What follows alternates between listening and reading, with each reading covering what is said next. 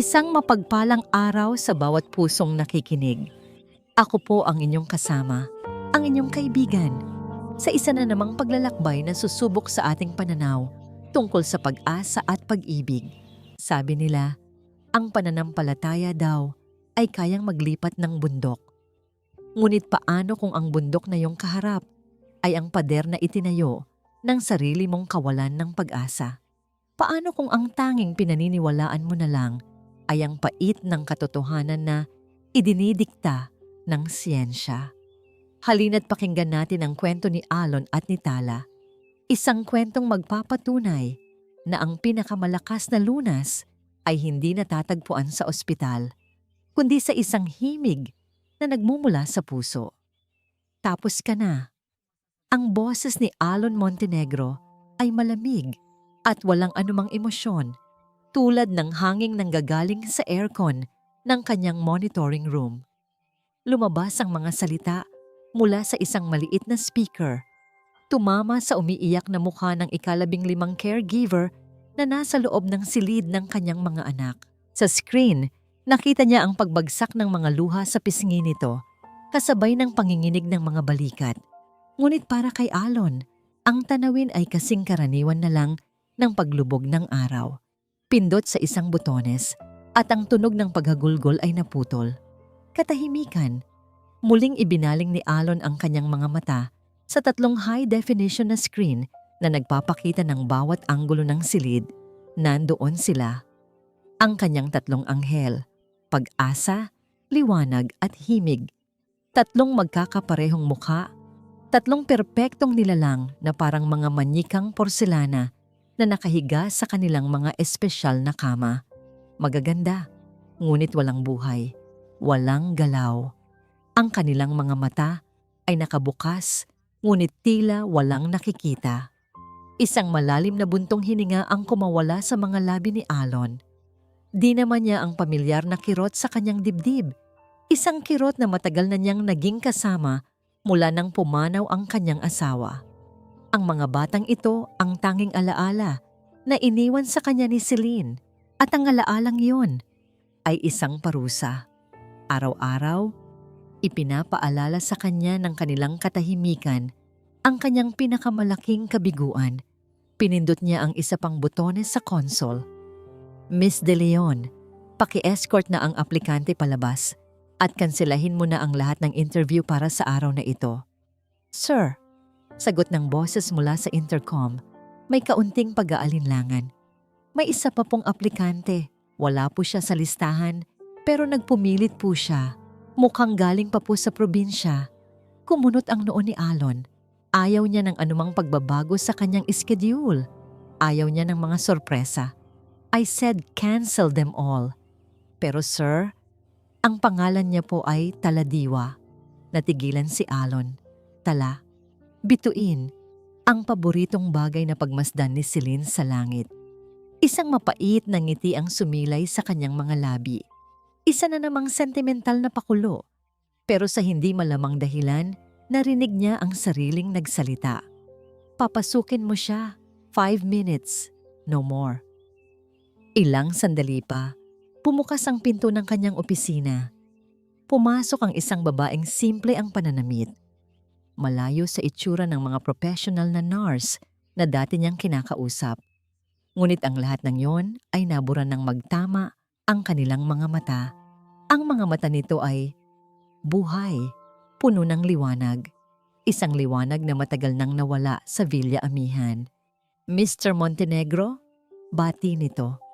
Ang boses ay mahinahon ngunit matatag. Hindi siya kumibo. Itinuro lang niya ang upuan sa harap ng kanyang malaking mesa. You have 5 minutes to explain why you are wasting my time. Hindi natinag si Taladiwa. Umupo siya ng tuwid. Nandito po ako para sa mga anak ninyo. Alam ko, walang ganang sagot ni Alon. Kinuha ang folders sa mesa. Nabasa ko. Walang masyadong experience, walang medical degree.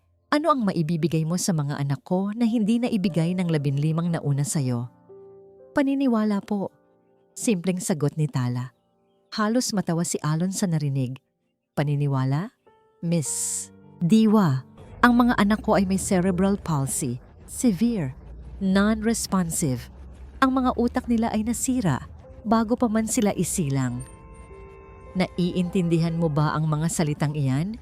O kailangan ko pang ipakita sa iyo ang mga MRI scans? Naiintindihan ko po ang mga salita, sir. Sagot ni Tala. Hindi nagpatalo sa lamig ng boses ni Alon. Pero hindi po ako naniniwala na iyan na ang katapusan ng kwento nila. Ang utak ng isang bata ay isang himala. May kakayahan itong gumaling, lumikha ng mga bagong koneksyon. Kailangan lang po itong gisingin. Gisingin, muling sabi ni Alon, may halong pang-uyam. At paano mo naman gagawin yon? Sa pamamagitan ng dasal, umiling si Tala. Sa pamamagitan po ng pagmamahal, ng musika, ng pag-asa. Napapikit si Alon at minasahe ang kanyang sentido. Ito na nga ba ang sinasabi niya? Isa na namang mangangaral na nag-aalok ng pekeng pag-asa. Tumayo siya, isang senyales na tapos na ang usapan. Tapos na ang 5 minuto mo. Salamat sa iyong oras. Ngunit tumayo rin si Tala at sa unang pagkakataon, nakita ni Alon ang determinasyon sa mga mata nito. Bigyan niyo po ako ng 1 linggo. Natawa si Alon ng mapakla. 1 linggo? Para saan? Para biguin ang sarili mo at saktan lalo ang kalooban ko? Bigyan niyo po ako ng 1 linggo. Pag-uulit ni Tala, mas matatag ngayon. Hindi ko po pinapangako na tatakbo sila o magsasalita. Pero pinapangako ko po, makakakita kayo ng pagbabago. 1 sinag, 1 kislap sa kanilang mga mata. 1 maliit na patunay na nandoon pa sila, nakikinig. Tinitigan siya ni Alon ng matagal. May kung anong pambihira sa babaeng ito. 1 katapangan na hindi niya maipaliwanag. O baka naman, desperado na lang talaga siya. Pagod na siyang makipagtalo. Fine, malamig niyang sabi. 1 linggo. Walang sweldo hanggat wala akong nakikitang resulta. Susundin mo ang lahat ng medical protocols at babantayan kita sa bawat segundo mula sa mga kamera na ito. Itinuro niya ang mga monitor. 1 pagkakamali, Miss Diwa. 1 lang. At hindi mo na masisilayan pa ang anino ng pamamahay na ito. Hindi natakot si Tatala. Sa halip, 1 maliit na ngiti ang sumilay sa kanyang mga labi. Salamat po sa pagkakataon, sir. Matapos itong lumabas, bumalik si Alon sa kanyang upuan. Pinanood sa screen ang pagpasok ni Tala sa silid ng mga bata. Inaasahan niyang makikita itong titingin sa mga medical chart o susuriin ang mga IV line. Pero hindi. Ginawa nito ang isang bagay na hindi kailanman ginawa ng mga nauna sa kanya. Dahan-dahan itong umupo sa sahig sa pagitan ng 3 kama upang maging kapantay ng mga bata. Mula sa maliit nitong bayong, may kinuha ito. 1 maliit na plautang gawa sa kahoy. Dinala niya iyon sa kanyang mga labi. At mula sa katahimikan ng Villa Amihan, 1 malambing at puno ng pag-asang himig ang nagsimulang tumugtog. Napasandal si Alon sa kanyang upuan, napailing. Nangunot ang kanyang noo habang pinapanood ang eksena sa screen. 1 bulong ng pagkadismaya at pagtataka ang kumawala sa kanyang mga labi. Anong kalokohan ito? Mula sa pananaw ni Tala, ang Villa Amihan ay hindi isang tahanan. Isa itong magandang kulungan. Ang bawat sulok ay sumisigaw ng karangyaan. Marmol na sahig, matatayog na bintana, mamahaling kasangkapan. Ngunit lahat ay balot sa isang nakabibinging katahimikan at amoy ng antiseptic. Ang hangin ay hindi naglalaman ng halakhak ng mga bata, kundi ng bigat ng isang kalungkutang matagal nang nanahan doon. Ito ang unang naramdaman ni Tala pagpasok niya sa silid ng 3 anghel. Ang kalungkutan. Hindi niya pinansin ang makapal na folder na may lamang medical charts at mahigpit na schedule na iniwan sa ibabaw ng mesa. Para sa kanya, ang mga yon ay listahan lamang ng mga problema. Ang tiningnan niya ay ang mga solusyon, 3 maliliit na nilalang na naghihintay lamang na may kumausap sa kanila, hindi bilang mga pasyente, kundi bilang mga bata. Lumuhod siya sa tabi ng unang kama. Pag-asa, bulong niya sa batang lalaki. Hinahaplos ang malambot nitong buhok. Ang pangalan mo pa lang, napakaganda na. Huwag kang susuko, ha? Lumipat siya sa gitna. Liwanag, nakangiti niyang sabi sa natatanging babae sa tatlo. Kailangan ka ng mga kapatid mo, kailangan ka ng papa mo, maging ilaw ka sa dilim. At sa huli, lumapit siya sa pinakatahimik sa tatlo, ang batang tila laging malalim ang iniisip. At ikaw, Himig, wika niya. Pangalan mo ang paborito ko sa lahat dahil naniniwala ako na lahat tayo may sariling awit sa ating mga puso. Hahanapin natin ang sayo. Iyon ang sandaling inilabas niya ang kanyang plauta. Hindi ito gawa sa pilak o ginto. Isa itong simpleng plautang kahoy, lumana, at may mga marka ng maraming taon ng paggamit. Pamana ito sa kanya ng kanyang lolo. Isang alaala ng kanyang nakaraan. Tinawag niya itong kapatid. Ngunit ngayon, sa silid na ito, alam niyang may bago na itong pangalan. Himig.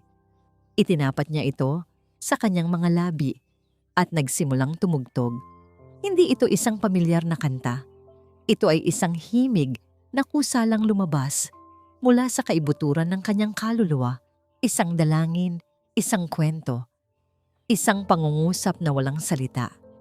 Ang bawat nota ay isang patak ng pag-asa na idinidilig niya sa tuyot na lupa ng silid. Habang tumutugtog, bumalik sa kanyang alaala ang isang imahe mula sa nakaraan, ang kanyang nakababatang kapatid na si Lito, nakahiga rin sa isang kama, nanghihina dahil sa isang karamdamang hindi na malunasan ng mga doktor. Sa mga huling araw nito, hindi na gamot ang ibinibigay ni Tala, kundi musika. Sa maliit na plautang iyon, pinatutugtog niya ang lahat ng paboritong kanta ni Lito hanggang sa ito'y makatulog.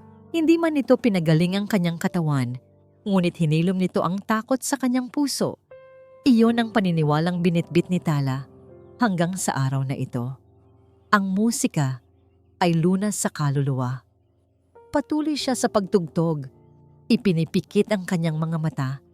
Inilalagay ang lahat ng kanyang pananampalataya sa bawat notang kanyang hinihipan. Isang mataas na nota ang kanyang pinakawalan, isang tunog na tila umaabot sa langit. At doon niya naramdaman isang bahagyang pagbabago sa hangin. Idinilat niya ang kanyang mga mata at tumingin sa direksyon ni Himig. Ang kanang kamay ng bata na laging nakakuyom ay bahagyang nakarelax at ang pinakamaliit na daliri nito gumalaw. Isang maliit, halos hindi mapansing pagyanig. Ngunit para kay Tala, iyon ay isang kulog, isang lindol, isang himala, isang namangiti ng tagumpay ang unti-unting sumilay sa kanyang mga labi. Ito na ang simula, ang sinag na kanyang ipinangako. Subalit ang kanyang kagalakan ay biglang naputol nang marinig niya ang isang marahang pagbukas ng pinto. Nakatayo roon ang isang babaeng hindi niya inaasahan. Matangkad, elegante sa suot nitong mamahaling bestida at may mga matang matalim at mapanuri. Tiningnan siya nito mula ulo hanggang paa, na para bang isa siyang dumi na nakapasok sa malinis na silid. At sino ka naman? Tanong ng babae. Ang boses ay kasing talim ng kanyang tingin. Hindi pa man nakakasagot si Tala. Ang babae ay ngumiti ng mapang-asar. Ngunit ang nangiti ay hindi para sa kanya. Ito ay para sa isang maliit at itim na bagay na nasa sulok ng kisame, ang security camera. Pagkatapos ay muli siyang tiningnan nito. Isang nangiting puno ng lihim at babala-gita. Nasa loob ng kanyang control room, pinanood ni Alon ang pagdating ng bisita sa screen. Si Cassandra, ang pinsan ng kanyang yumaong asawa. Isang obligasyon sa isip niya. Isang paalala ng mga nakaraang masaya na ngayoy pait na lang ang lasa. Agad siyang tumayo para salubungin ito. Paglabas niya ng opisina, nandoon na si Cassandra sa pasilyo, nakatayo sa labas ng silid ng mga bata. Ang muka ay nagpapakita ng perpektong timpla ng pag-aalala at pagmamahal. "Alon, pinsan?" Malambing nitong sabi, sabay halik sa kanyang pisngi. "Napadaan lang ako. Kumusta na ang mga anghel ko?" "Ganoon pa rin, Cassie. Walang pagbabago." Walang kabuhay-buhay na sagot ni Alon. Sumilip si Cassandra sa bahagyang nakabukas na pinto at nakita si Tala na abala sa pag-aayos ng kumot ni Liwanag. "Sino ang bago?" tanong nito. Ibinaba ang boses na para bang nagbabahagi ng isang sikreto. "Mukhang simple lang siya. Sigurado ka ba sa kanya?" Ang mga salitang iyon ay parang maliliit na karayom na tumusok sa kumpiyansang nagsisimula pa lang tanang tumubo sa puso ni Elon. Ang pagdududa, ang kanyang matagal ng kaibigan, ay muling bumulong sa kanyang tainga. "She's different," sagot na lang ni Alon. "Different?" Umismid si Cassandra. "Alon, pamilya tayo. Magiging prangka na ako sa'yo. Ilan na ba ang dumaan dito? Mga professional, mga lisensyadong nurse na may mga diploma.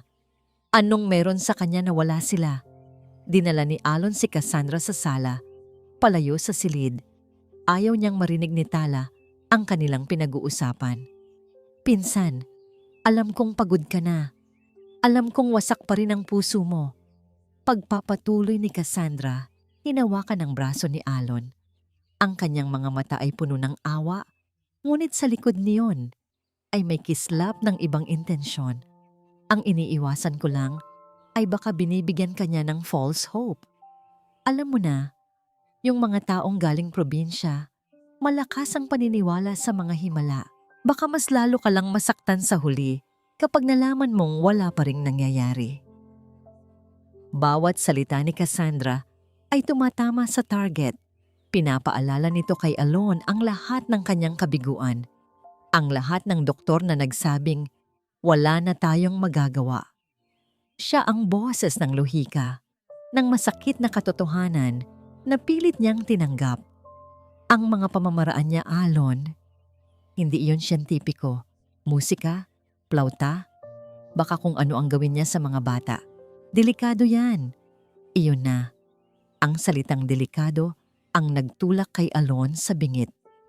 Ang galit na ipinanganak mula sa takot at pagdududa ay sumabog sa loob niya. Tama si Cassandra. Ano ba itong ginagawa niya? Nagpapalin lang sa isang babaeng walang dala, kundi isang plautang kahoy at mga matang puno ng bituin? Hindi na siya nagpaalam. Mabilis ang mga hakbang niyang bumalik sa silid ng mga bata. Sumunod si Cassandra sa likuran niya, may isang munting ng ngiti ng tagumpay sa kanyang mga labi na hindi nakita ni Alon. Pabalang na binuksan ni Alon ang pinto. Natigilan si Tala. Hawak pa rin ang plauta. "Itigil mo yan," utos ni Alon. Ang boses ay matigas at puno ng awtoridad. Lumakad siya patungo sa mesa at tinapik ng malakas ang makapal na folder. Ito ang susundin mo. Ang medical protocols, oras ng gamot, temperature check, pagpapakain sa tubo. Naintindihan mo?" Napatayo si Tala. Hindi takot ang nasa mukha niya, kundi pagkadismaya. Tiningnan niya si Alon. Pagkatapos ay si Cassandra na nakatayo sa likuran nito. "Mr. Montenegro," simula niya, "wala akong gustong marinig mula sa'yo." Putol ni Alon. "Ginawa kitang tanga. Nagpadala ako sa mga pangako mo. Pero tapos na. Sundin mo ang utos ko o lumayas ka ngayon din." Sa sandaling iyon, isang bagay ang nagbago kay Tala. Nawala ang kanyang pagiging mahinhin. Humarap siya kay Alon, buo ang tingin, at sinabi ang mga salitang hindi kailanman malilimutan ng bilyonaryo. "Ang mga anak ninyo ay hindi mga pasyente sa ospital, sir." Kalmado ngunit mariin niyang sabi. "Sila ay mga batang kailangan ng pagmamahal." Natigilan si Alon. Walang sino man ang nakipag-usap sa kanya ng ganoon. Sa sarili niyang pamamahay, Ang galit niya ay umabot sa sukdulan. Ibinuka niya ang kanyang bibig para sabihin ang mga salitang tatapos sa lahat. Ang mga salitang paborito niyang bitawan. "You're fired."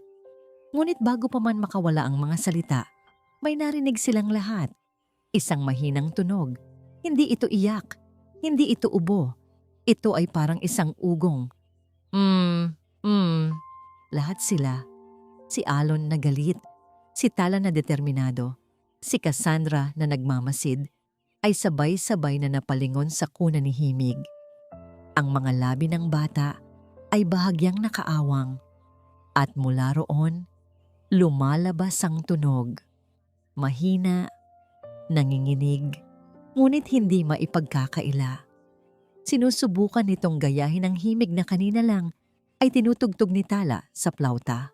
Nabitawan ni Cassandra ang kanyang pagkukunwari. Ang kanyang bibig ay bahagyang nakabukas sa pagkabigla. Si Alon naman ay nanatiling nakatayo, parang isang estatwang tinamaan ng kidlat. Ang mga salita ng galit ay natunaw sa kanyang lalamunan, napalitan ng isang emosyong matagal na niyang kinalimutan, pagkamangha. Ang katahimikan sa silid ay mas matindi pa sa sigaw. Tila huminto ang pag-ikot ng mundo sa loob ng Villa Amihan. Lahat ng mata ay nakatuon sa maliit na batang si Himig, na ngayon ay muling natahimik, na para bang ang mumunting tunog na nilikha niya ay isang pangarap lamang. Si Cassandra ang unang nakabawi mula sa pagkabigla. Agad niyang sinubukang bawiin ang kontrol sa sitwasyon, gamit ang sandata na alam niyang pinakamabisa kay Alon, ang malamig na lohika. An involuntary reflex, mabilis niyang sabi, tumatawa ng bahagya para itago ang sariling kaba. Isang laryngeal spasm. Nangyayari iyan minsan sa mga batang may ganitong kondisyon. Huwag kang mag-alala, Alon. It's nothing.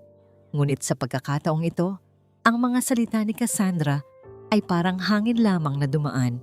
Hindi lumingon si Alon. Ang kanyang buong atensyon ay nakatuon sa kanyang anak. Dahan-dahan siyang lumakad palapit sa kuna.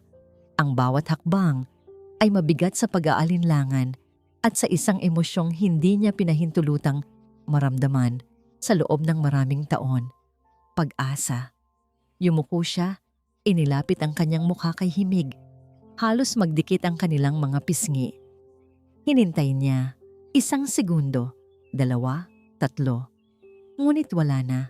Tanging ang marahang paghinga lamang ng bata ang kanyang naririnig. Alon, pinsan. Muling pagtatangka ni Cassandra. Umalis ka na, Cassie, sabi ni Alon. Hindi pa rin inaalis ang tingin sa kanyang anak. Ang boses niya ay mahinahon, ngunit sa ilalim niyon ay may bakal na utos. Pero, sinabi kong umalis ka na. Naramdaman ni Alon ang pag-atras ni Cassandra at narinig ang marahang pagsara ng pinto, ngunit hindi niya iyon pinansin. Ang mundo niya sa sandaling iyon ay lumiit. Kasya lamang sa loob ng kunang iyon. Tumayo siya ng tuwid at sa wakas ay hinarap si Tala. Ang galit sa kanyang mga mata kanina ay napalitan ng isang bagay na mas komplikado. Isang pinaghalong pagtataka at pagkalito. Walang salitang namutawi sa kanyang mga labi. Ngunit sa kanilang mga mata, nagkaroon sila ng isang tahimik na pag-uusap. Matapos ang tila walang hanggang katahimikan, tumalikod si Alon at nagsimulang maglakad palabas ng silid. Bago siya tuluyang makalabas, huminto siya sa may pintuan. Ipagpatuloy mo ang ginagawa mo, sabi niya. Hindi lumilingon. At pagkatapos ay umalis na siya, iniwan si Tala, kasama ng isang maliit na himala. At ng katahimikang na ngayon ay puno na ng posibilidad. Bumalik si Alon sa kanyang lungga, sa control room na naging saksi sa kanyang pagdurusa. Ngunit ngayon, ang mga screen sa kanyang harapan ay hindi na nagpapakita ng kawalan ng pag-asa. Nagpapakita na sila ng isang tanong, isang malaking paano. Hanggang sa hating gabi, hindi umalis si Alon sa kanyang upuan. Ngunit hindi na ang mga kamera ang kanyang tinitingnan. Ang kanyang mga daliri ay mabilis na nagtatype sa keyboard, neuroplasticity, brain's ability to rewire itself.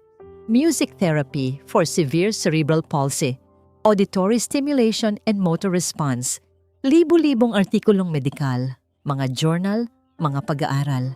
Karamihan ay nagsasabing limitado ang epekto, ngunit ang ilan, ang mga bago at experimental na pag-aaral, ay nagsasabi ng ibang kwento. Mga kwento ng maliliit na paggaling, mga kaso na itinuturing na imposible. Isang koinsidensya lang, sigaw ng isang bahagi ng kanyang utak, ang bahaging sanay na sa kabiguan. Huwag kang umasa. Masasaktan ka lang ulit. Ngunit may isa pang bahagi, ang puso ng isang ama na matagal nang natutulog, ang bumubulong pabalik. Paano kung hindi? Paano kung ito na yon? Kinabukasan, isang bagay ang nagbago. Sa halip na manatili sa loob ng kanyang control room, lumabas si Alon. Tumayo siya sa pasilyo, sa labas lamang ng nakasaradong pinto ng silid ng mga bata. Hindi siya pumasok, nakatayo lang siya roon. At sa unang pagkakataon, hindi lang niya pinanood. Nakikinig siya. Narinig niya ang himig ng plauta ni Tala. Hindi na ito ingay lamang sa kanyang pandinig. Narinig niya ang lungkot sa bawat mababang nota at ang pangarap sa bawat matayog na tunog. Isang awit na tila nagsasabing, "Gumising ka, gumising ka." Napapikit siya, hinayaan ang sarili na damhin ang musika. Isang maliit na piraso ng pader na itinayo niya sa paligid ng kanyang puso ay nagsimulang gumuho. Nang maglaon, bumalik siya sa kanyang opisina. Dala ang isang kakaibang kapayapaan. Umupo siya sa harap ng kanyang computer para simulan ang trabaho. Ngunit bago pa niya buksan ang kanyang mga spreadsheet, isang pamilyar na tunog ang kanyang narinig. Ping! Isang bagong email. Hindi ito galing sa kanyang kumpanya. Ang sender ay nakasulat bilang isang nag-aalalang kaibigan. Ngunit ang mas nakakuha ng kanyang pansin ay ang subject line. Nakasulat sa malalaking titik na para bang isang babala. Ang hindi mo alam, tungkol kay Taladiwa na tigilan si Alon. Ang kapayapaang naramdaman niya kanina ay biglang naglaho, napalitan ng pamilyar na lamig ng pagdududa. Ang kanyang daliri ay nanginginig habang inilalapit niya ito sa mouse. Nag-aalinlangan kung bubuksan ba ang mensaheng maaaring sumira sa nag-iisang sinag ng himala na kanyang natagpuan. Ang mga sumunod na araw sa Villa Amihan ay kakaiba. Ang nakabibinging katahimikan ay napalitan ng isang nag-aabang na katahimikan. Para kay Tala, para iyong paghihintay sa unang patak ng ulan pagkatapos ng isang mahabang tagtuyot. Alam niyang may darating. Ramdam niya. Nagbago si Alon Montenegro. Hindi na siya isang anino lamang na nagmamasid mula sa mga kamera. Minsan, nakikita siya ni Tala na nakatayo sa pasilyo, nakikinig. Minsan, sa gitna ng pagtugtog niya para sa mga bata, nakikita niya sa gilid ng kanyang mga mata ang bahagyang pagbukas ng pinto. Hindi ito pumapasok, ngunit alam niyang nandoon siya, naroroon. Isang hapon, habang pinagmamasdan nila ang paglubog ng araw mula sa malaking bintana ng silid, tinanong siya nito, "Anong ginagawa mo?" Tanong ni Alon. Ang boses ay mahina. Hindi na kasing tigas ng dati. Ano ang teorya sa likod niyan? Paano ito gumagana? Ngumiti si Tala habang hinahaplos ang kanyang plautang kahoy. Wala pong teorya, sir. Kinakausap ko lang po sila. Kumunot ang noo ni Alon. Kinakausap? Opo, sagot ni Tala. Tinitingnan ang tatlong natutulog na anghel. Hindi man sila makasagot gamit ang salita. Pero naniniwala po akong naririnig ng mga puso nila ang sinasabi ng musika. Kinukwentuhan ko sila tungkol sa mga bituin. Kinakantahan ko sila tungkol sa mga alon sa dagat. Ipinapaalala ko sa kanila na may isang mundong naghihintay sa kanilang paggising. Tinitigan siya ni Alon ng matagal. Sa unang pagkakataon, hindi panghuhusga ang nakita ni Tala sa mga mata nito, kundi isang tunay na pagnanais na umunawa. Nakita nito ang kislap sa kanyang mga mata, ang pagmamahal sa kanyang mga salita. Isang koneksyon ang nabuo sa pagitan nila sa tahimik na sandaling iyon. Isang bagay na mas malalim pa sa pagiging amo at empleyado. Isang bagay na pareho nilang ikinagulat. Ngunit ang bawat sinag ng liwanag sa Villa Amihan ay tila laging may kasunod na anino. At ang aninong iyon ay may pangalang Cassandra. Madalas na itong dumalaw, laging may dalang mamahaling laruan na hindi naman magagalaw ng mga bata. At laging may mga matatamis na salitang balot sa lason. Isang araw, habang kumukuha ng juice si Tala sa kusina, nakita niya si Cassandra na papalabas mula sa isang maliit na silid kung saan nakalagay ang mga gamot at iba pang medical supplies ng mga bata. Nagkunwari itong may hinahanap sa kanyang bag. "O Tala, nandyan ka pala," sabi nito. Ngumingiti. Ngunit ang nangiti ay hindi umabot sa kanyang mga mata. "Huwag kang mag-alala. Tinitingnan ko lang kung sapat pa ba ang supply ng mga bitamina ng mga pamangkin ko. Alam mo na, mas mabuti nang sigurado." May kung anong kaba ang naramdaman ni Tala. Isang malamig na pakiramdam sa kanyang sikmura. Ngunit binaliwala niya iyon. Hindi siya hahayaang sirain ng pagdududa ang pag-asang nagsisimula ng mamukadkad. Kinagabihan, ang munting pag-asang iyon ay brutal na winasak. Katatapos lang niyang patulugin ang mga bata. Ang himig ng kanyang plauta ay nananatili pa sa hangin. Masaya siya. Sa araw na yon, nakita niya si Liwanag na bahagyang ngumiti sa kanyang pagtulog. Isang maliit na bagay, ngunit para kay Tala, isa itong biyaya. Pumasok si Alon sa silid. Ngunit ang init na nakita niya sa mga mata nito, kaninang hapon ay wala na. Napalitan iyon ng lamig ng yelo. Ang kanyang mukha ay isang maskara ng sakit at pagkadismaya. Walang imik. Itinaas niya ang kanyang tablet. Ang screen ay nakabukas sa isang email. Hindi na kailangang basahin ni Tala ang buong mensahe. Ang mga salitang tumalon mula sa screen ay sapat na para paulit-ulitin siyang saksakin sa puso. Namatay ang nakababatang kapatid. Ginagamit din ang music therapy, isang trahedya na sanhi ng kapabayaan. Itinakwil ng sariling pamilya, ang bawat parirala ay isang pamilyar na multo mula sa kanyang pinakamasakit na nakaraan, binaluktot para magmukhang isang krimen. Tala, basag ni Alon sa katahimikan. Ang boses ay nanginginig sa pigil na emosyon. "Sabihin mo sa akin, sabihin mong hindi ito totoo." Naramdaman ni Tala ang pag-atras ng lahat ng dugo mula sa kanyang mukha. Tumingin siya kay Alon, sa mga mata nitong puno ng sakit at nag-aakusa. Gusto niyang magpaliwanag, gusto niyang sabihin na hindi ganoon ang nangyari. Ngunit nang makita niya ang larawan ng kanyang kapatid na si Lito na naka-attach sa email, ang lahat ng lakas ay nawala sa kanyang katawan. Ang sakit ng nakaraan ay bumalik, sariwa na parang kahapon lang nangyari. Ang bigat ng pagkakasala, totoo man o hindi, ay muling dumagan sa kanyang mga balikat. Ang mga luha ay nagsimulang mamuo sa kanyang mga mata. Hindi niya ito napigilan. Tumingin siya kay Alon. Ang katotohanan ay masakit na lumalabas sa kanyang mga labi. Isang pag-amin na walang pagtatanggol. "Totoo," nanginginig niyang sabi. "Namatay ang kapatid ko at kasalanan ko ang lahat." Ang pag-amin ni Tala ay parang isang malakas na sampal sa mukha ni Alon. Ang kakarampot na pag-asang kanyang naramdaman nitong mga nakaraang araw ay biglang naglaho, napalitan ng pamilyar na pait ng pagkadismaya. He was right all along. Isa na namang kabiguan. "Paano?" tanong niya. Ang boses ay mahina, ngunit puno ng bigat. Gusto niyang magalit, sumigaw. Ngunit ang nakikita niya ngayon ay hindi isang mapanlinlang na babae, kundi isang taong wasak na wasak, tulad niya.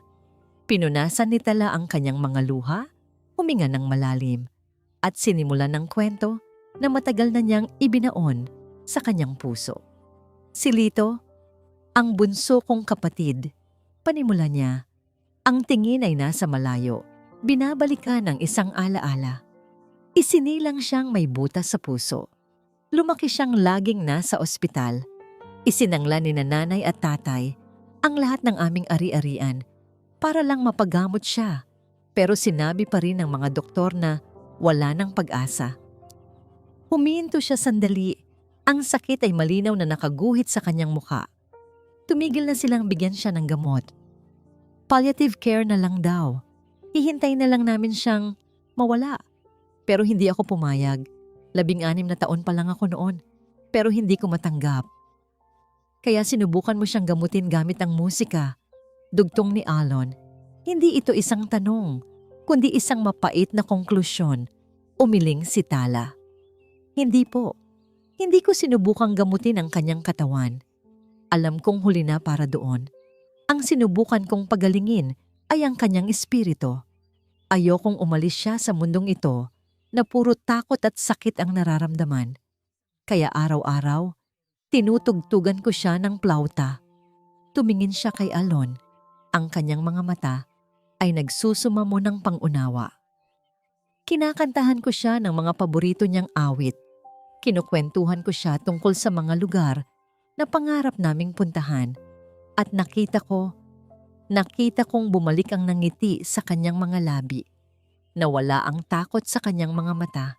Sa mga huling araw niya, naging payapa siya. Iyon lang ang gusto ko, ang bigyan siya ng kapayapaan. Pero iyon ang hindi nakita ng mga kamag-anak namin. Pagpapatuloy niya, may pait sa kanyang boses. Ang nakita lang nila ay isang batang tumigil uminom ng gamot at isang ate na nilalaro lang siya. Nang siya ay pumanaw, ako ang sinisi nila. Sinabi nilang pinabayaan ko siya. Na kung ipinagpatuloy lang daw ang gamot, baka buhay pa siya, maging ang mga magulang ko. Sa sobrang sakit, naniwala sila. Ang huling mga salita ay halos pabulong na lang. Ang bigat ng pagiging itinakwil ng sariling pamilya ay isang sugat na hindi kailanman naghilom. Natahimik si Alon. Ang galit sa kanyang puso ay unti-unting napalitan ng isang emosyong hindi niya inaasahan. Pagkaunawa. Nakita niya ang sarili sa kwento ni Tala. Ang desperasyon, ang pagkapit sa kahit anong sinag ng pag-asa, ang sakit ng pagkawala. Sa unang pagkakataon, mula nang mamatay si Celine, nagsalita siya tungkol dito. My wife, Celine, mahina niyang sabi. She was a fighter. Kahit sinabi ng mga doktor na delikado ang pagbubuntis niya sa triplets, itinuloy niya. Sabi niya, sila daw ang kanyang himala nang magkaroon ng komplikasyon. She chose them over herself. She made me promise to never give up on them. Napatingin si Alon sa kanyang mga kamay. Isang pangakong hindi ko natupad. Ang pag-amin na yon ay nagbukas ng isang pinto sa pagitan nilang dalawa. Hindi na sila amo at empleyado. Sila ay dalawang kaluluwang pinag-isa ng iisang sugat, ang sugat ng pagkawala. Sa isang iglap, nawala ang distansya sa pagitan nila. Nakita ni Alon ang mga luhang muling dumadaloy sa pisngi ni Tala. At sa isang kilos na hindi niya pinag-isipan, isang kilos na nagmula sa puso at hindi sa utak, iniangat niya ang kanyang kamay at dahan-dahang ipinatong sa balikat nito. Isang simpleng haplos. Ngunit para sa kanilang dalawa, ito ay isang malaking hakbang. Isang pag-aalok ng kapanatagan, isang pagtanggap. Naggulat sila pareho sa naramdamang kuryente mula sa simpleng pagdampi na yon. Isang init, isang koneksyon. Ngunit ang sandaling iyon ay biglang nabasag. Isang nurse na naka-duty para sa night shift ang nagmamadaling pumasok sa silid. Ang mukha ay puno ng pag-aalala. Sir Alon, si Liwanag po.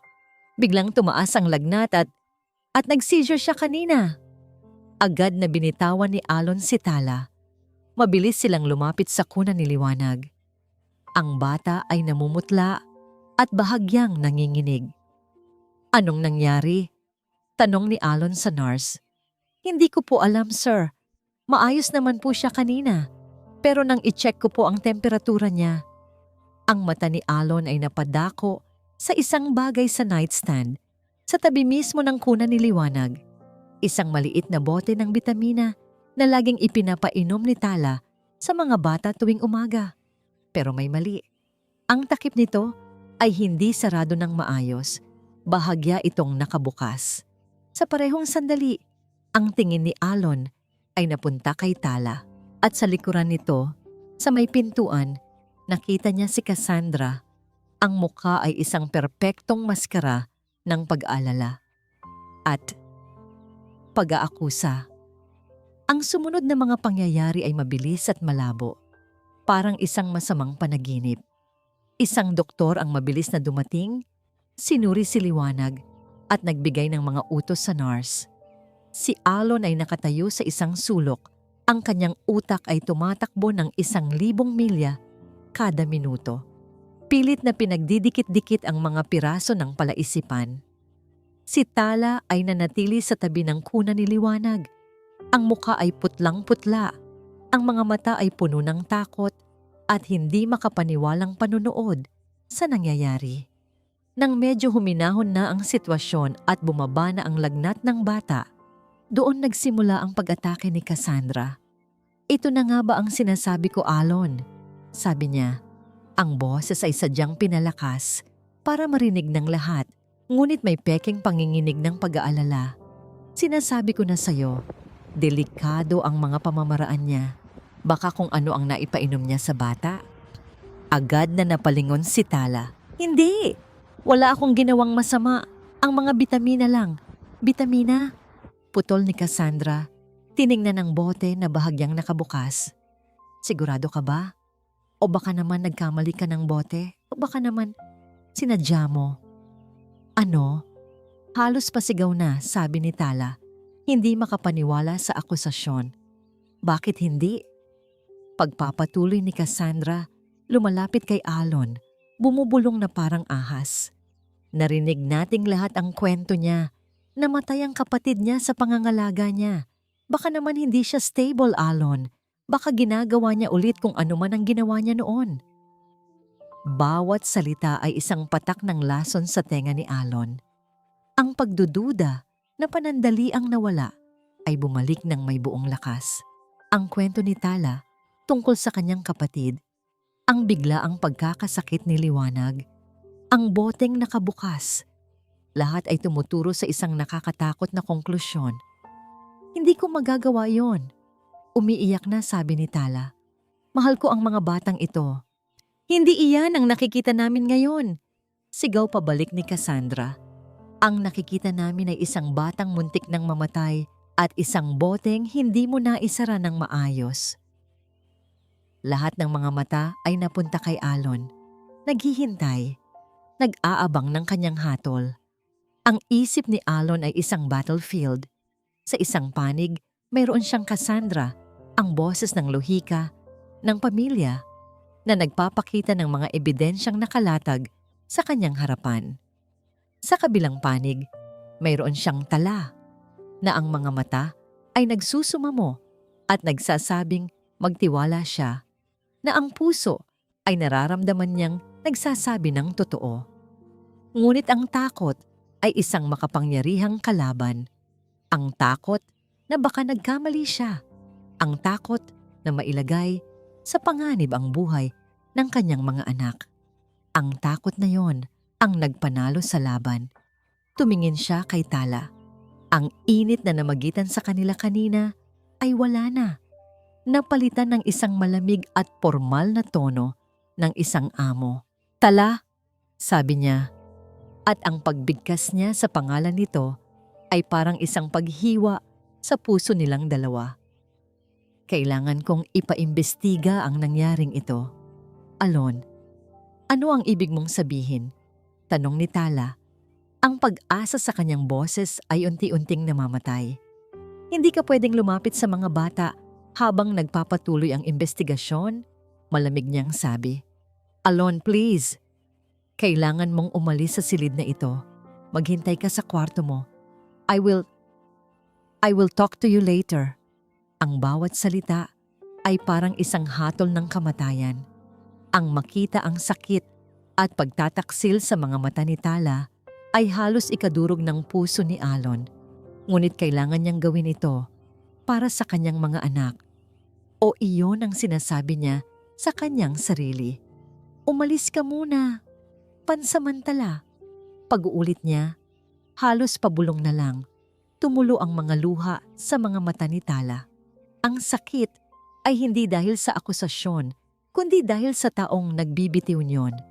Ang taong nagsimula na niyang pagtiwalaan. Ang taong nagsimula na siyang hindi na niya tinapos ang isipan. Dahan-dahan siyang tumalikod, walang lakas na makipagtalo pa. Bawat hakbang palayo sa kuna ni liwanag ay parang isang milya. Bago siya tuluyang lumabas, lumingon siya kay Alon. Sa huling pagkakataon, ang kanyang mga mata ay nagtatanong ng isang bagay na hindi masagot ng bilyonaryo. Bakit? Nang makalabas si Tala, agad na lumapit si Cassandra kay Alon. Ginawa mo ang tama, pinsan. Para na rin ito sa kapakanan ng lahat. Pero hindi nakikinig si Alon. Nakatingin siya sa bote ng bitamina. May kung anong hindi tama. Si Tala ay sobrang metikuloso.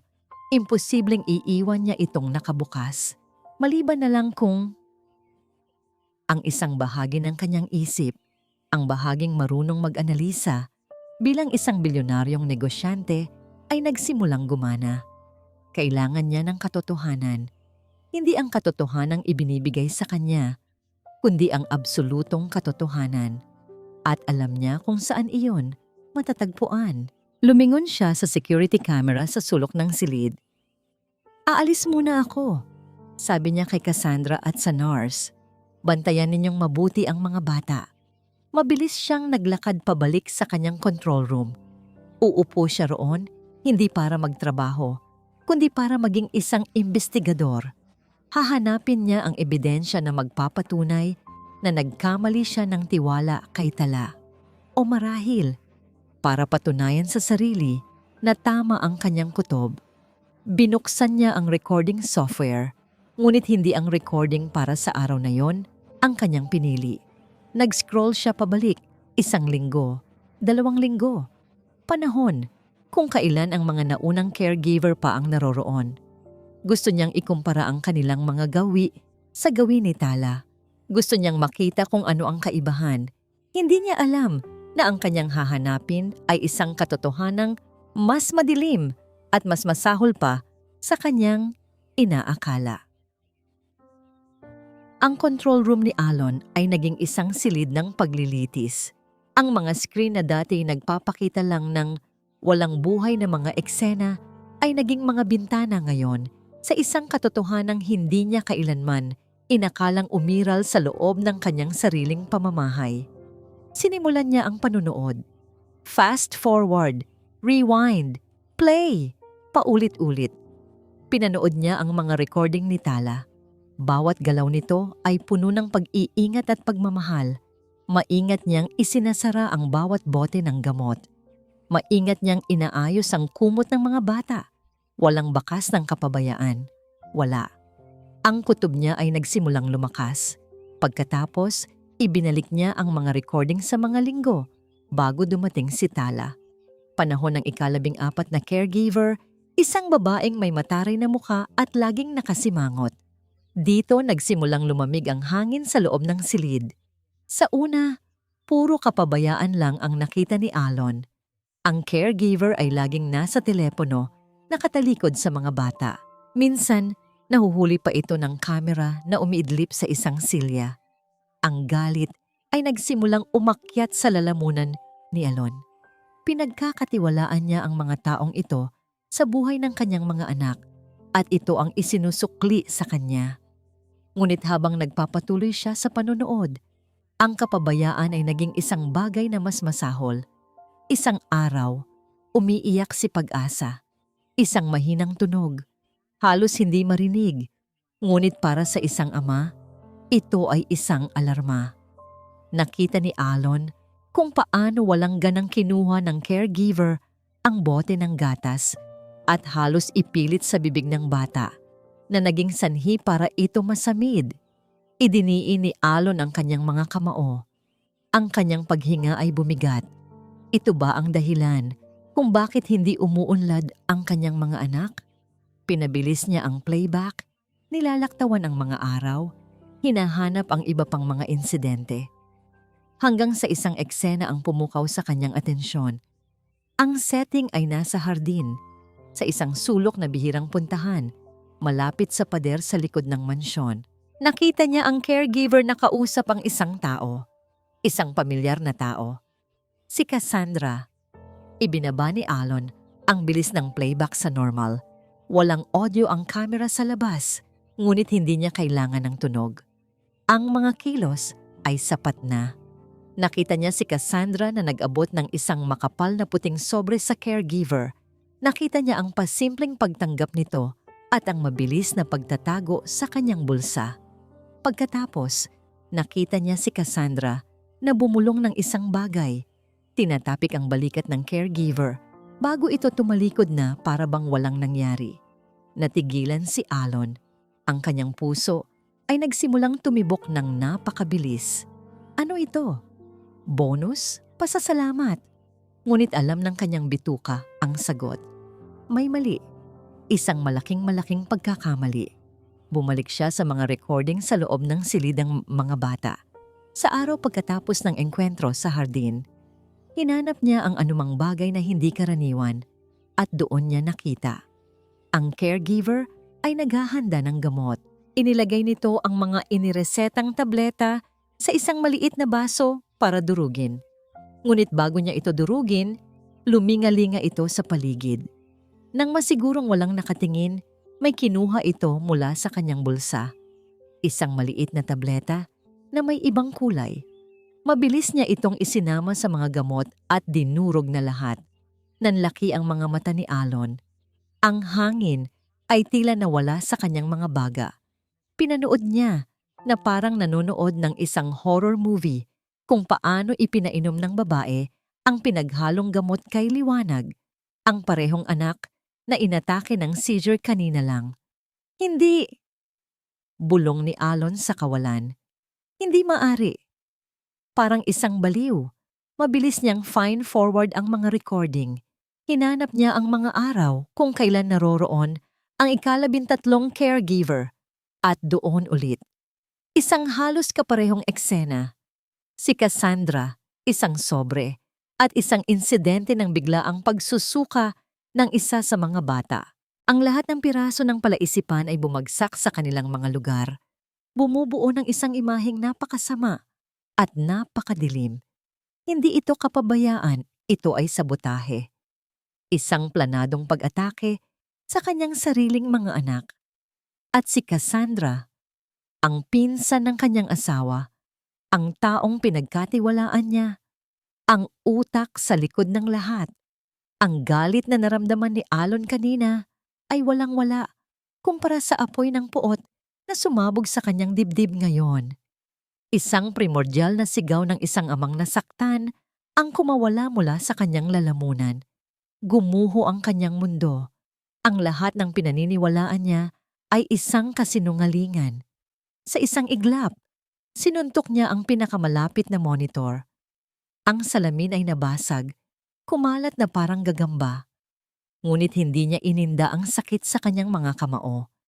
Ang sakit sa kanyang puso ay mas matindi. Nabigo siya.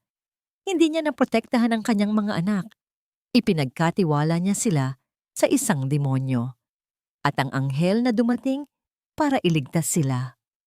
Pinalayas niya. Sa gitna ng kanyang pagkasira, napatingin siya sa natitirang mga monitor na gumagana pa. Ang mga live feed mula sa silid ng mga bata. Ang nurse ay abala sa pag-aayos ng mga gamit. At pagkatapos, isang bagay ang gumalaw. Sa kuna sa kaliwa, nakita niya ito. Si Pag-asa, ang kanyang panganay. Nakakapit ito sa rehas ng kuna. Ang maliliit nitong braso ay nanginginig sa hirap. Ngunit ginagawa niya ito. Tinutulak niya ang kanyang sarili pataas.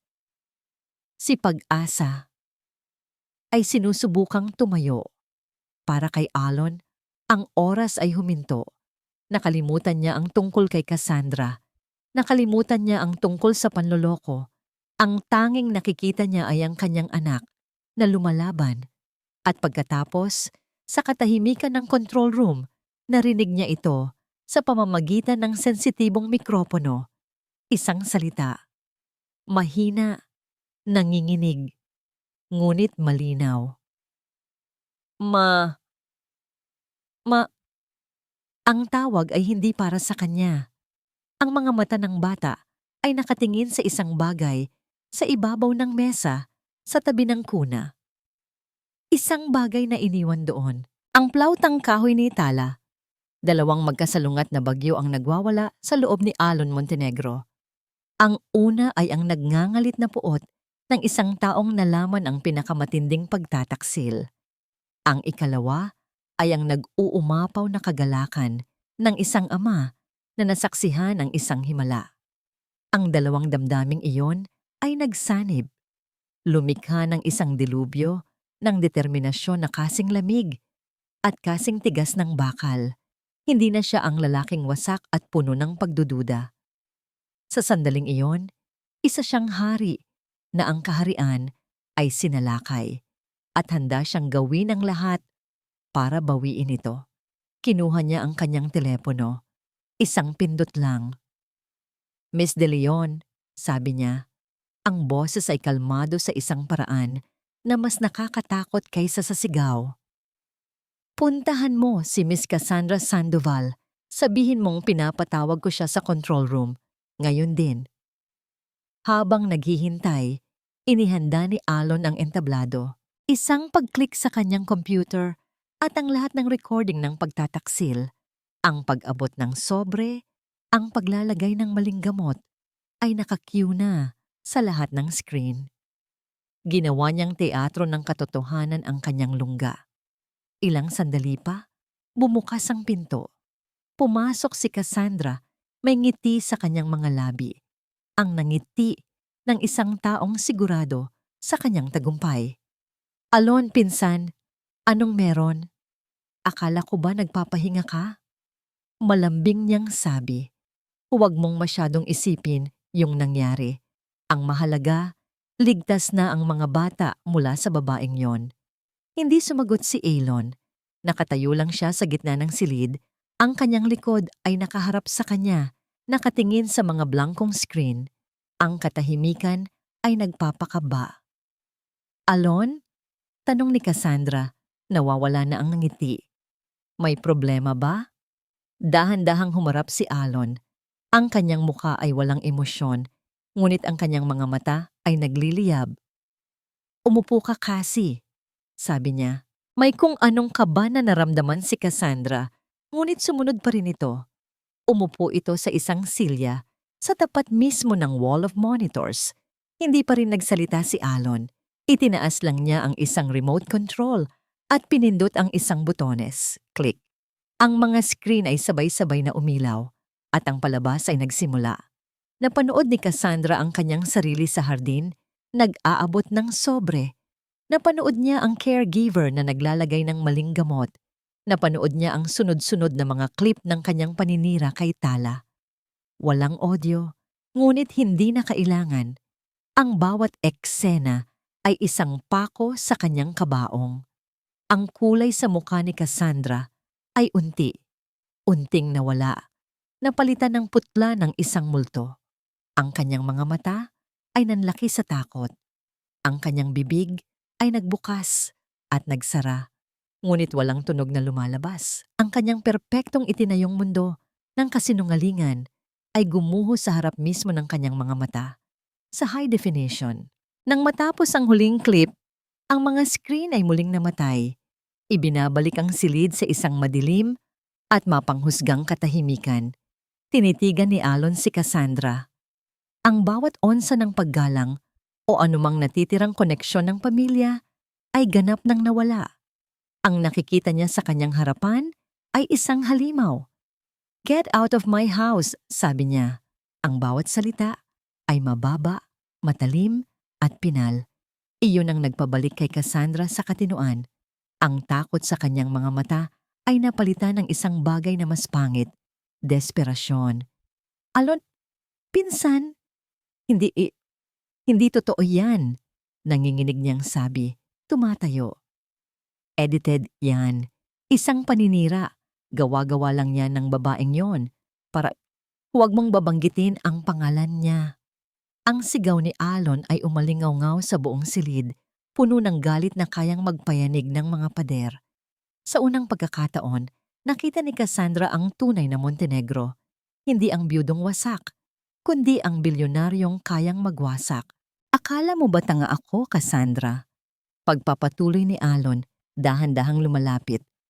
Akala mo ba habang buhay akong magiging bulag sa pagdadalamhati ko? Pinagkatiwalaan kita. Ipinagkatiwala ko sa iyo ang buhay ng mga anak ko. At ano ang ginawa mo? Sinubukan mo silang patayin ng dahan-dahan para lang makuha mo ang pera nila. Hindi, para din yun sa'yo. Desperadong katwiran ni Cassandra, nawawala na sa katinuan. Gusto lang kitang tulungang makamove on. Sila ang pabigat sa buhay mo. Isang paalala ng iyong kabiguan. Inililigtas lang kita sa kanila. Iyon na. Ang huling salita. Ang pag-amin sa kanyang tunay na motibo. Natigilan si Alon, hindi dahil sa gulat, kundi dahil sa sukdulan ng kasamaan na kanyang naririnig. Inililigtas? Umiling siya. Isang mapait at nakakatakot na ngiti ang sumilay sa kanyang mga labi. Ang mga anak ko ang buhay ko, at ang babaeng pinalayas ko, siya ang himala ko. Sa isang senyas mula sa kanyang telepono, 2 malalaking security guard ang biglang pumasok sa silid.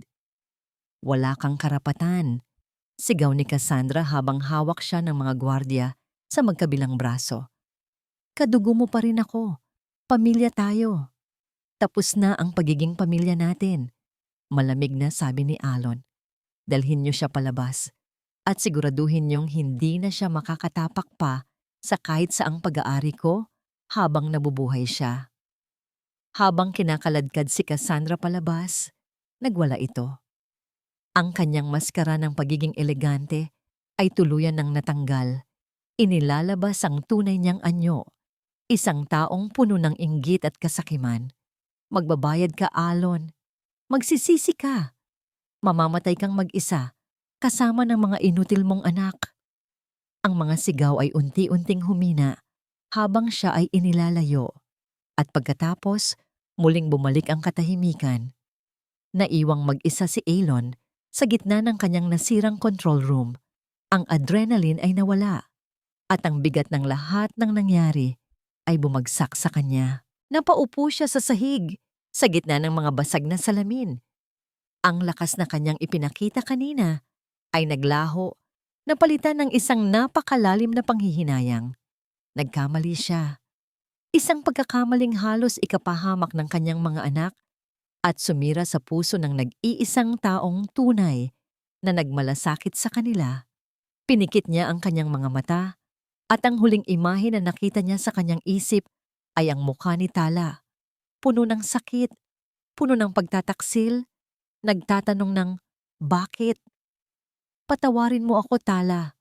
Bulong niya sa kawalan. Ngunit alam niyang hindi sapat ang mga salita.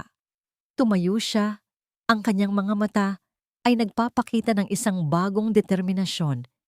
Kailangan niyang itama ang kanyang pagkakamali.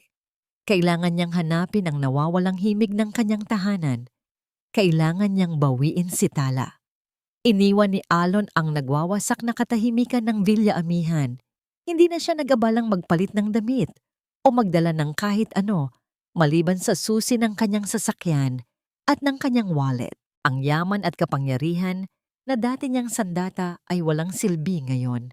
Ang tanging dala niya ay ang bigat ng kanyang pagsisisi at ang maliit na ningas ng pag-asang nag-aalab sa kanyang puso. Pinaharurot niya ang kanyang sports car sa madilim na gabi.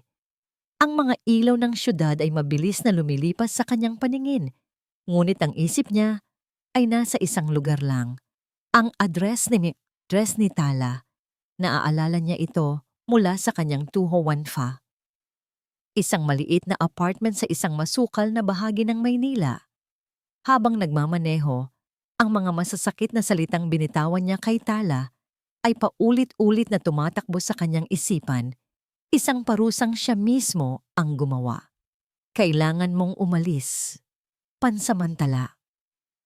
Isang kasinungalingan. Alam niyang sa ginawa niya, pinalayas niya ito ng permanente. Itinulak niya palayo ang nag-iisang taong nagpakita sa kanya na ang mga himala ay posible pa pala. Pagdating niya sa address, halos hindi siya makapaniwala. Ang gusali ay luma at kinakalawang, malayo sa marangyang mundo na kanyang ginagalawan. Dito ba nakatira ang anghel na nagdala ng liwanag sa kanyang tahanan? Mabilis siyang umakyat sa hagdanan, patungo sa ikatlong palapag. Kinatok niya ang pinto ng Unit 3B. Walang sumasagot. Kinatok niya ulit, mas malakas. Sino yan? Tanong ng isang matandang boses mula sa kabilang pinto. Isang lola ang sumilip. Hinahanap ko po ang nakatira dito. Si Tala Diwa. Magalang na sabi ni Alon. Tiningnan siya ng matanda mula ulo hanggang paa. Tila sinusuri ang kanyang mamahaling damit. Wala na siya dyan, iho. Kaalis lang kaninang hapon.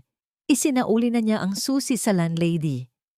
Parang isang suntok sa sikmura ang naramdaman ni Alon. Aalis? Saan daw po siya nagpunta? Nagkibit balikat ang matanda. Ang sabi lang ay uuwi na raw siya. Sa probinsya. Hindi ko alam kung saan. Mabait na bata yon. Sayang. Isinara ng matanda ang pinto.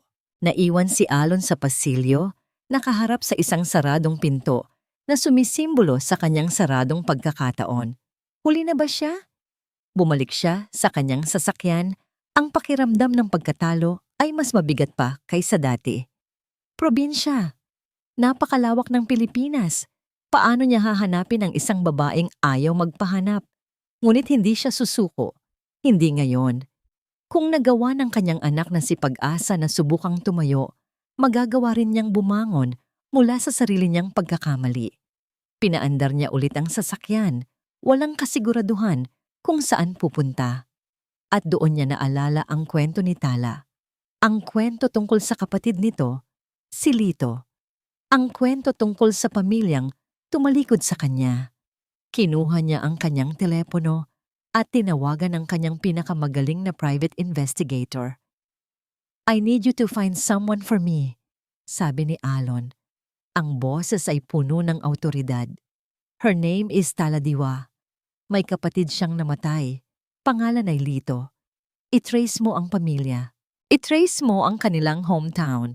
I need the information. Now. Ang mga sumunod na oras ay isang paghihintay na puno ng kaba. Nagpalipat-lipat si Alon sa mga coffee shop, hindi mapakali. Tinitingnan ang kanyang telepono, bawat minuto. At pagkatapos, dumating ang tawag. Sir, nakuha ko na. Ang pamilya Diwa ay mula sa isang maliit na bayan sa baybayin ng Quezon, Barangay Pulong Araw, isang munting sinag ng Pag-asa. Thank you, sabi ni Alon at agad na pinatay ang tawag. Inilagay niya ang Barangay Pulong Araw sa kanyang GPS. 6 na oras na biyahe. Hindi na siya nag-atubili. Muli niyang pinaharurot ang kanyang sasakyan, nilisan ang magulong syudad, at tinahak ang daan patungo sa isang lugar na hindi niya alam para hanapin ang isang babaeng sinaktan niya. Dala ang isang panalangin sanay, hindi pa huli ang lahat. Ang paglalakbay ay mahaba. Ang mga skyscraper ay napalitan ng mga bukirin. Ang ingay ng trapiko ay napalitan ng katahimikan ng gabi. Para kay Alon, ito ay isang pilgrimage, isang paglalakbay para linisin ang kanyang sarili, para iwan ang dating Alon na puno ng pait, at para hanapin ang bagong Alon na natutong maniwala. Madaling araw na nang marating niya ang bukana ng Barangay Pulong Araw. Ang amoy ng alat ng dagat ay sumalubong sa kanya. Ang lugar ay simple, payapa, at ganap na kabaligtaran ng kanyang mundo. Ipinark niya ang kanyang mamahaling sasakyan sa ilalim ng isang puno ng niyog na tila isang alien sa gitna ng paraisong yon. Naglakad siya sa dalampasigan habang ang araw ay nagsisimula palang sumikat. Nakakita siya ng isang mangingisda na nag-aayos ng lambat. Magandang umaga po. Hinahanap ko po sana si Tala Diwa. Tanong niya. Ngumiti ang mangingisda. Si Tala? Ang apo ni Kateban na hilot? Ayun siya o. Itinuro ng mangingisda ang isang direksyon sa kahabaan ng dalampasigan. Sumunod ang tingin ni Alon. At doon, mga 50 metro ang layo. Nakita niya ito. Nakaupo si Tala sa buhanginan. Yakap ang kanyang mga tuhod. Sa harap niya ay ilang mga bata mula sa nayon na tahimik na nakikinig. At sa pagitan nila, sa gitna ng pagsikat ng araw, ay ang tunog na kanyang hinahanap-hanap. Ang himig ng plautang kahoy. Si Tala ay mukhang payapa, ngunit nakita ni Alon ang isang kalungkutang hindi maitatago sa kanyang mga mata. Isang anino na sumasayaw kasabay ng pag-indak ng kanyang mga daliri sa plauta. Huminto si Alon. Ang puso niya ay kumakabog ng malakas sa kanyang dibdib. Huminga siya ng malalim, inipon ang lahat ng kanyang lakas ng loob at nagsimulang maglakad, papalapit sa kanyang nawawalang himig. Ang tunog ng mga alon na humahampas sa dalampasigan, ang tanging musika sa pagitan ng himig ng plauta ni Tala. Nakapikit siya. Sinusubukang hanapin ang kapayapaan sa pamilyar na awit. Sinusubukang ibaon ang sakit ng mga nakaraang araw sa ilalim ng buhangin. Ngunit ang bawat nota ay tila may anino ng 3 maliliit na anghel at ng isang lalaking may mga matang puno ng bagyo. Nang maramdaman niyang may aninong tumatakip sa sikat ng araw, dahan-dahan niyang iminulat ang kanyang mga mata at ang mundo niya ay huminto. Nakatayo sa kanyang harapan. Ang mamahalin nitong sapatos ay lubog sa buhangin. Ang perpektong plantsadong damit ay gusot mula sa mahabang biyahe, si Alon Montenegro. Ang kanyang mukha ay puno ng pagod, ng pagsisisi, at ng isang emosyong hindi pa niya kailanman nakita rito. Natigil ang pagtugtog ni Tala. Ang mga bata sa kanyang harapan ay napalingon, nagtataka kung sino ang estranghero. Tala? Sabi ni Alon, ang boses ay paos. Tila isang salitang matagal na niyang gustong bigkasin. Tumayo si Tala, pinagpagan ng buhangin sa kanyang palda. Ang kanyang puso ay isang magulong tambol sa kanyang dibdib. Anong ginagawa niyo rito, sir? Ang salitang sir ay parang isang sampal kay Alon. Huwag mo na akong tawaging ganyan. Pakiusap niya. Alon, tawagin mo akong Alon. Sinabi ni Tala sa mga bata na umuwi na muna. Nang silang 2 na lang ang natira, sa pagitan ng asul na langit at ng malawak na dagat, ang katahimikan ay naging mas makahulugan. Paano niyo ako nahanap? Tanong ni Tala. Ang boses ay malamig. Isang pader na itinatayo niya para protektahan ang kanyang sarili. Hindi mahalaga yon, sabi ni Alon. Humakbang palapit. Ang mahalaga, nandito ako. Bakit? Tanong muli ni Tala. Para siguraduhin hindi na ako babalik? Huwag po kayong mag-alala. Wala na akong balak. Mali ako, putol ni Alon sa kanya. Ang mga salitang yon, simple ngunit mabigat, ay lumabas ng walang pag-aalinlangan. Tala, mali ako sa lahat ng bagay. Natahimik si Tala, naghihintay. Nalaman ko na ang lahat. Pagpapatuloy ni Alon, ang sakit ay malinaw sa kanyang boses. Ang tungkol kay Cassandra, ang tungkol sa mga naunang caregiver, ang mga gamot, lahat-lahat. Ikinuwento niya ang lahat. Ang kanyang pagdududa, ang pagtingin niya sa mga kamera, ang kasinungalingang kanyang natuklasan, at ang kasamaan ni Cassandra. Habang nagsasalita siya, wala siyang itinago. Inilatag niya ang lahat ng kanyang pagkakamali at kahinaan sa paanan ni Tala. Hindi ako humihingi ng tawad dahil lang nalaman ko ang totoo. Sabi niya, tinitingnan si Tala ng diretso sa mga mata. Humihingi ako ng tawad dahil hindi ako naniwala sa'yo. Dahil hindi ako naniwala sa puso ko. Pinairal ko ang takot at pagdududa. At sa proseso, sinaktan ko ang nag-iisang taong nagpakita sa akin ng liwanag. Napansin ni Tala Ang panginginig sa mga kamay ni Alon. Ito ay hindi ang makapangyarihang bilyonaryo na kanyang nakilala. Ito ay isang lalaking hubad sa lahat ng kanyang kayamanan, isang taong nagsusumamo. May isa pa akong gustong sabihin sa'yo, sabi ni Alon. Ang kanyang boses ay bahagyang nabasag. Kagabi, si Pag-asa, sinubukan niyang tumayo. Tala, tumayo siya habang nakakapit sa kuna at tinawag niya ang mama habang nakatingin sa plauta mo. Sa narinig, gumuho ang lahat ng pader na itinayo ni Tala. Ang mga luha na kanyang pinigilan ay bumagsak. Ang imahe ni Pag-asa, ang munting anghel na sinusubukang tumayo, ay isang bagay na higit pa sa kaya niyang dalhin. Bumalik ka na, Tala. Pakiusap ni Alon. Hindi bilang caregiver, hindi bilang empleyado ko. Humakbang siya palapit, inaabot ang kamay ni Tala. Sa pagkakataong ito, hindi niya ito binitawan. Bumalik ka bilang liwanag ng aming tahanan, bilang himig na bubuo sa amin. Tinitigan niya ito. Ang kanyang mga mata ay sumasalamin sa asul ng dagat, puno ng isang bagong damdamin. Hindi lang ang mga anak ko ang kailangan ka, Tala. Pag-amin niya, ang kanyang puso ay nasa kanyang mga salita. Ako, kailangan kita. Ang pag-amin na yon ang tuluyang naghilom sa lahat ng sugat. Pinunasan ni Tala ang kanyang mga luha. Ang kalungkutan sa kanyang mga mata ay dahan-dahang napalitan ng isang ngiti. Isang ngiti na kasing liwanag ng sumisikat na araw. Hindi na niya kailangan pang magsalita. Dahan-dahan, tumango siya. Isang simpleng pagtango na nangangahulugan ng pagpapatawad, ng pagtanggap at ng isang bagong simula. Hinawakan ni Alon ang kanyang kamay ng mas mahigpit. Sa unang pagkakataon, hindi ito ang kamay ng isang amo na naguutos o ng isang taong nangangapa sa dilim.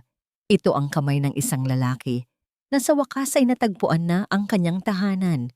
Hindi sa isang mansyon, kundi sa isang babaeng nagturo sa kanya kung paano muling maniwala.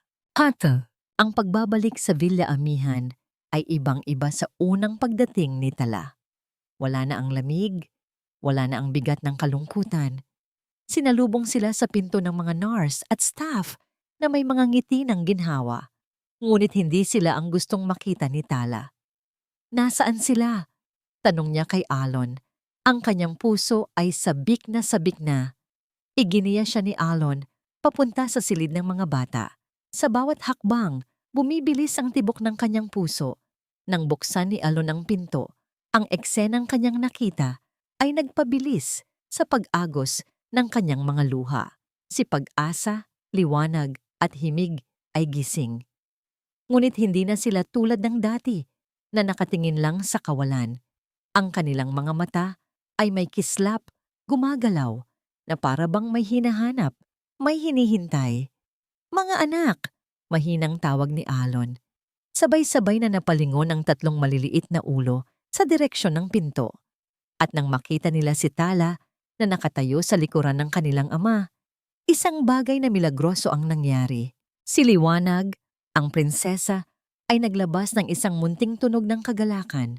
Si Himig, ang musikero, ay iwinagayway ang kanyang mga braso na dati laging nasa gilid lang. At si Pag-asa, ang matapang, ay ngumiti. Isang tunay, malawak na ngiti na nagpakita ng kanyang maliliit na ngipin. Hindi na napigilan ni Tala. Tumakbo siya papalapit, lumuhod sa sahig, sa gitna ng tatlong kama, at niyakap sila isa-isa. Nandito na si Mama Tala, umiiyak niyang bulong. Hindi ko na kayo iiwan, pangako. Mula sa may pintuan, pinanood ni Alon ang eksena, ang kanyang puso ay nag-uumapaw sa kaligayahan na hindi niya kailanman naramdaman. Dati, pinapanood niya ang kanyang pamilya mula sa malamig na screen. Ngayon, bahagi na siya ng eksena. Hindi na siya bumalik sa kanyang control room. Sa halip, lumakad siya papasok at umupo sa sahig, sa tabi ni Tala. Hindi na siya isang tagamasid na may distansya. Isa na siyang ama, isang kalahok, isang haligi ng bagong pamilyang nabubuo. Ang mga sumunod na linggo ay puno ng mahika. Sa presensya ng 2 taong nagmamahal sa kanila ng buo, ang 3 bata ay namulaklak. Ang mga bulong ay naging maliliit na salita. Ang mga pagyanig ng daliri ay naging pag-abot ng kamay. Ang bawat araw ay may dalang bagong himala. Isang hapon, habang sila'y nasa gitna ng kanilang music session, na ngayon ay dinadaluhan na ni Alon bilang tagapalakpak, naramdaman ni Tala na handa na sila para sa susunod na hakbang. Okay, mga warriors ko, nakangiti niyang sabi. Oras na para subukan nating maglakbay.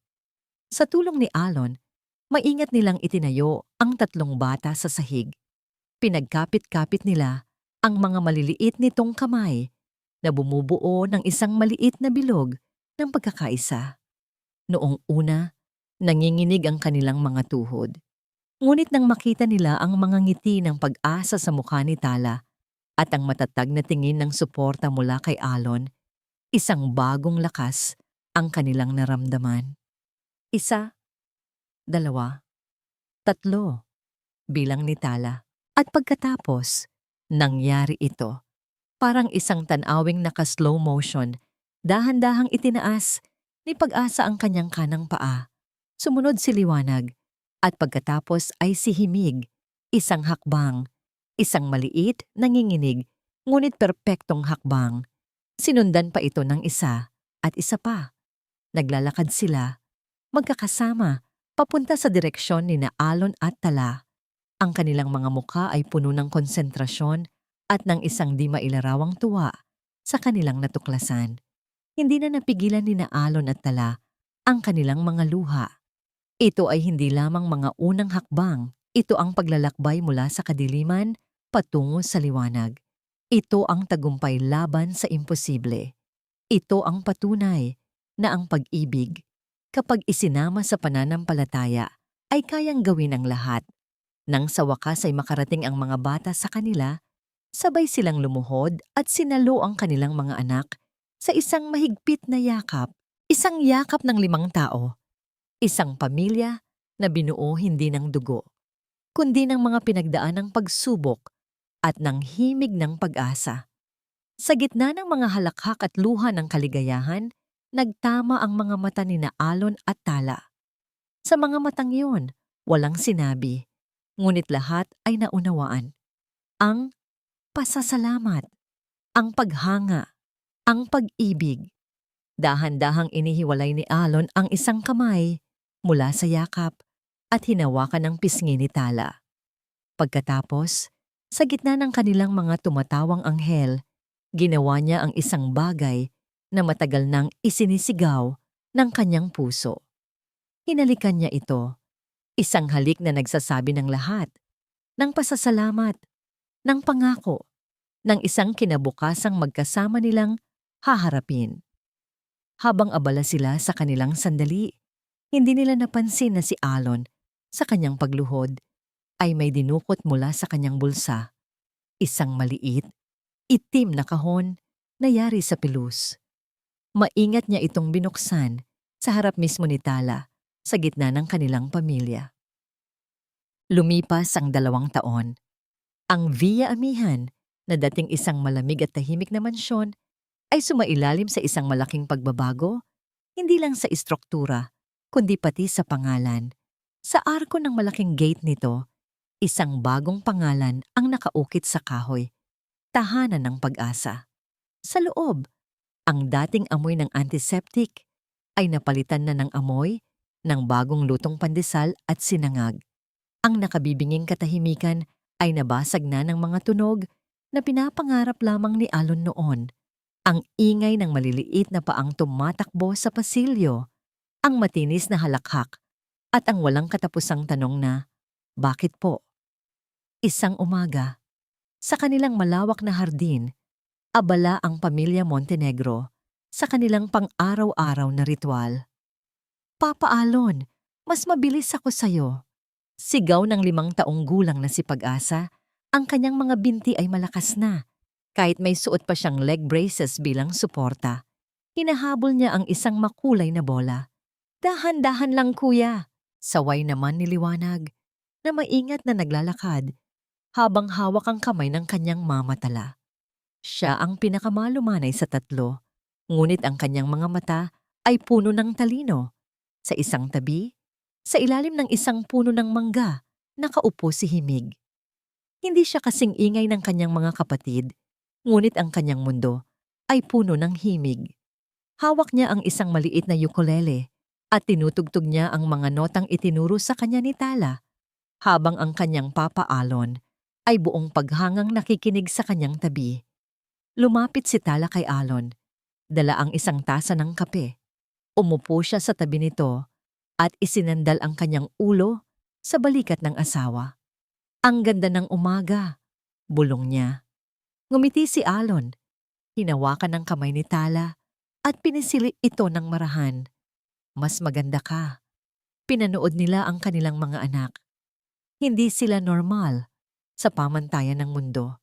May mga therapy session pa rin sila. May mga hamon pa rin silang hinaharap.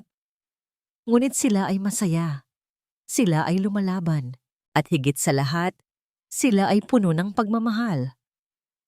Naaalala mo pa ba noong una kang dumating dito? Tanong ni Alon. Paano ko makakalimutan? Tumawa si Tala. Akala ko ipapakain mo ako sa mga aso mo sa sobrang sungit mo. Nagtawanan sila.